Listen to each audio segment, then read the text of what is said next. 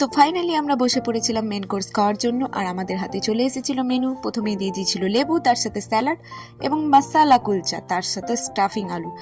আর এটা পাতায় পড়তেই ভাস্বতী আমাদের দেখিয়ে দিচ্ছিল ঠিক কিভাবে খেতে হয়। তারপরে আমাদের দিয়ে দিয়েছিল মুচি আলু ভাজা, তার সাথে গরম ভাত আর মিক্সড ডাল, আর ছিল দই কাতলা। তারপর বনির অদ্ভুত কীর্তি দেখে এই দাদা ভয় পেয়ে আমাদেরকে তাড়াহুড়া করে তাড়াতাড়ি করে পোলাও দিয়ে পালিয়ে যাচ্ছিল।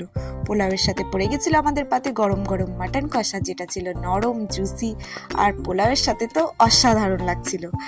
তো আমরা বেশি দেরি না করে এটা খেয়ে ফেলি। তারপরে আমাদের পাতে পড়ে যায় চাটনি, তার সাথে পড়ে পাঁপড়, এর সাথে আমাদের দিয়ে দিয়েছিল রসগোল্লা, তার সাথে ম্যাঙ্গো রোল। এটা আমরা প্রথমবার ট্রাই করলাম যদিও। তারপরে ছিল আইসক্রিম। ভাস্বতীর এখানে আরেকটা আইসক্রিম লাগতো, কিন্তু লজ্জায় ও বলতে পারছিল না, তাই জন্য থালার মধ্যে হাত দিয়ে ডুডু ডুডু ডু করছিল। তো আজকের মতো এখানেই স্টপ, আবার দেখা হচ্ছে নেক্সট ভ্লগে।